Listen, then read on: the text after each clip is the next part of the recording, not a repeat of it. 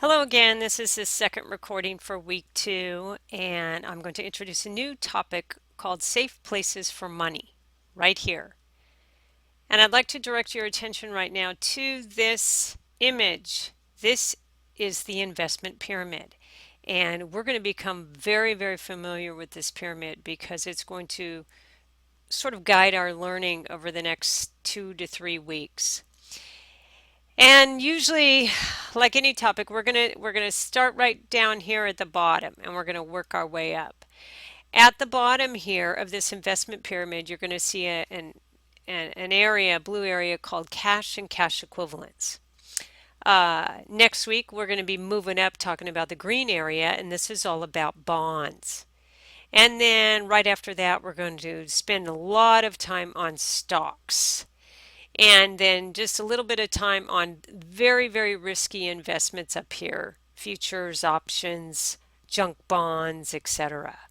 So based on what I've said right now, you should note that this moves from an area of very low, no risk to an area of very low, high risk.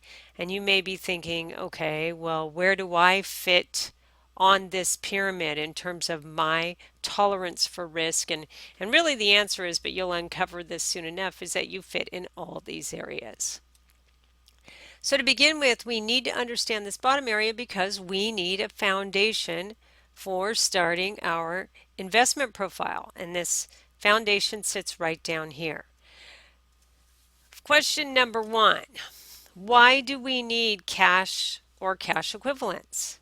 So why? Why cash equivalents? I can think of a couple reasons. We need an emergency fund. An emergency fund is a fund that holds some money for you guys. It doesn't have to be a lot of money, but it's money available when your car breaks down or when you have a big event like a party that's going to cost you money, or you want to take a little weekend trip. It's an alternative to using your credit card. So everybody needs to have an emergency fund. I have an emergency fund also because stuff happens in life, stuff we don't expect. And if you have a life where stuff doesn't happen, then you would be the exception. So that's one reason. Second reason for cash equivalents is a term called liquidity. Liquidity, which means I can get to this money immediately and convert it to cash. So I'm going to say that it's easily converted to cash. Now, think about other assets you may own from our balance sheet. So you may have a car. Well, we can't sell a car in the next half an hour and get cash, so it is an illiquid asset. On the other hand, we can go down to our savings account and take money out. It is a fully liquid asset. So we like cash equivalents because in general, they're liquid. We can get to them right away. What's another characteristic of cash equivalents is that they are safe. Safe meaning they're not going to decrease in value.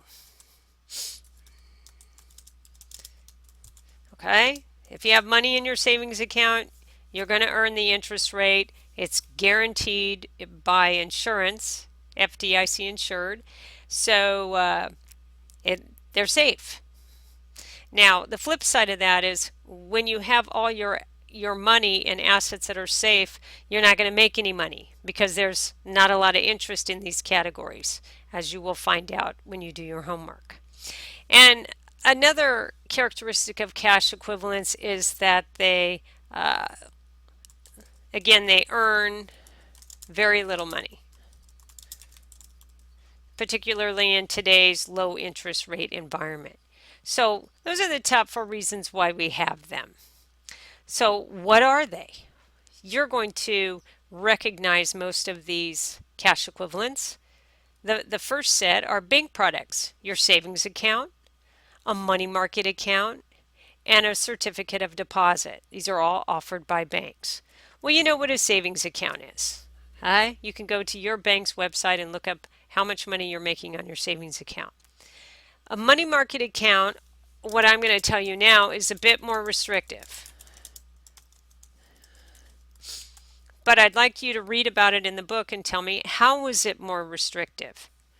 How? That's a question for you. A CD, again, is even more restrictive. A certificate of deposit is, for example, you pony up $500 and you give it to a bank, and you tell the bank that, okay, I'm going to give you this money for a year, 1 year. So during the year, you can't take that money out, because if you do, you're not only going to lose the interest they would pay you, but you're going to face a penalty as well.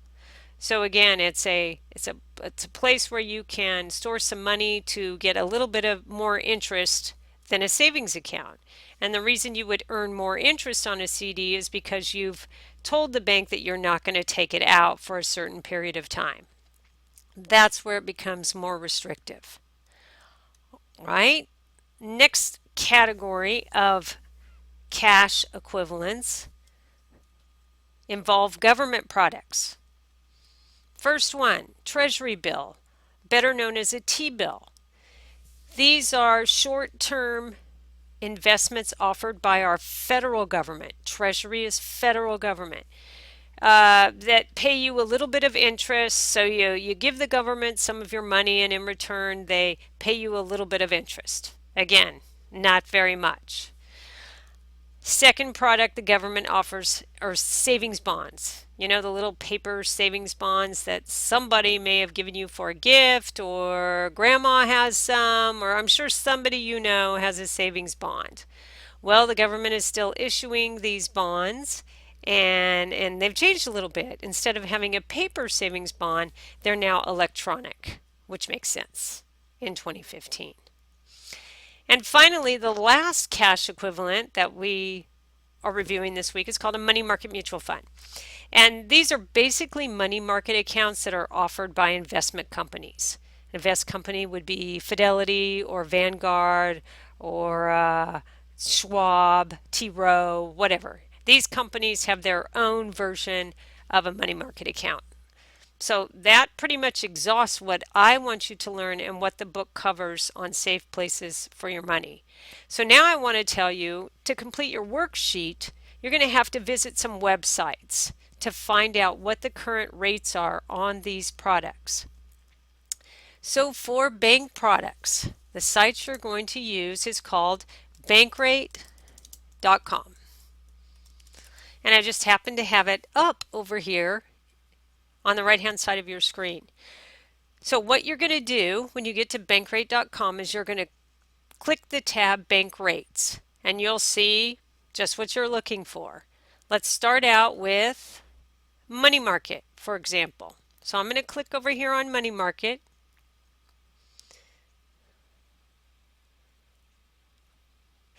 And I'm going to have to open up this page a little. Oh, there we go. So I can see.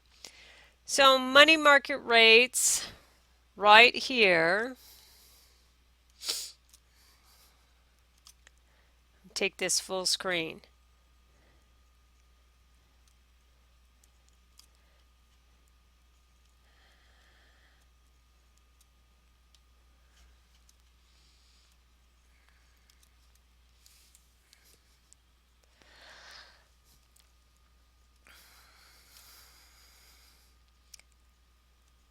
I didn't want national, I want our local banks. Let's see if I can switch the search.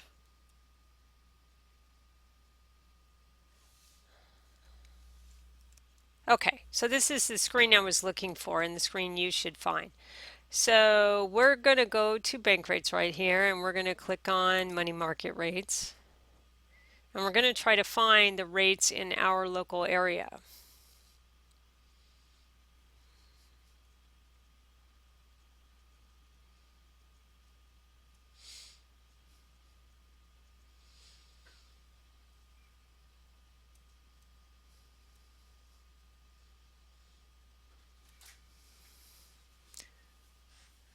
So I'm going to be looking here for savings rates, and I want local, and I'm going to select a product called money market account and savings, and then I'm going to click find rates. My location is California, but I'm not in Los Angeles, so I'm going to go ahead and click on Sacramento. Here we go.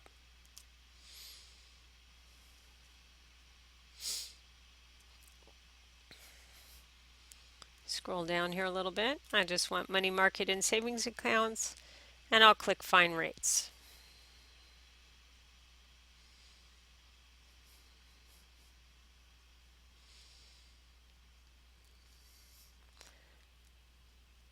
So what we see on here as we scroll down is, what town am I in? This is not my town. Oh, here we are. Golden One. Schools Financial Credit Union is on here. The Golden One is on here. First Tech Credit Union. And now we're moving down to El Dorado Savings Bank. Maybe some of you have US Bank. Bank of America. Look at this savings rate for Bank of America. 0.01%. On $1,000, that's a dime. 10 cents. That's what you would make on a Bank of America savings account. Wells Fargo, same rate on a money market account and a savings account. Horrific if you haven't figured that out on your own. Okay, that's how you'll find those. Now, when you want to go find rates on another product, you can click on, go back to the main menu, for example, and we're going to click on CD rates right here. 1-year CD is what I'd like you to look for. I want you to click on locally available first. Find your bank. What are they paying for a CD rate? Remember, CD, they're going to take your money for a year now and they're not going to give it back. Next, when you go back, I want you to click on the highest nationally available rate and note what the difference is. Please be prepared to talk about that in class. Okay, next, I'm going to go back to this sheet. So you go to Bankrate.com to look at all three of these. On our government products, you're going to go to a website called treasurydirect.gov. treasurydirect.gov, and you're going to poke around in there for a while. And then here, we're going to do this in class because this is a bit more complex and I'd like to do it with you. Again, look at the definitions for all these and find the current rate. So before I run out of time here, I'm going to go ahead and pop into treasurydirect.gov.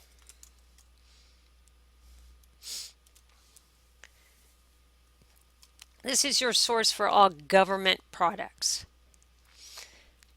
If we go down here, you're going to look at the menu. I asked you about Series A EE and Series I, and they're both right here. So I'm going to click on Series EE rates, and it's going to have a link. Current rates for Series EE current and past. So we're going to look at May 2005 and later. And scroll, because they're right here at the bottom. The current rate on a Series EE savings bonds is 0.3%. 0.3%. So if you remember, Wells Fargo was 0.01%. So this is significantly higher, even though it's not very much to begin with either. So take a look at those rates on treasurydirect.gov. Make sure you understand all the cash equivalent alternatives so we can have a quick discussion at the beginning of class. And then finally, I want you to complete a worksheet in your folder called Safe Places for Money. All right, you guys, if you have any questions, text me. Otherwise, I'll see you on Monday. Thanks.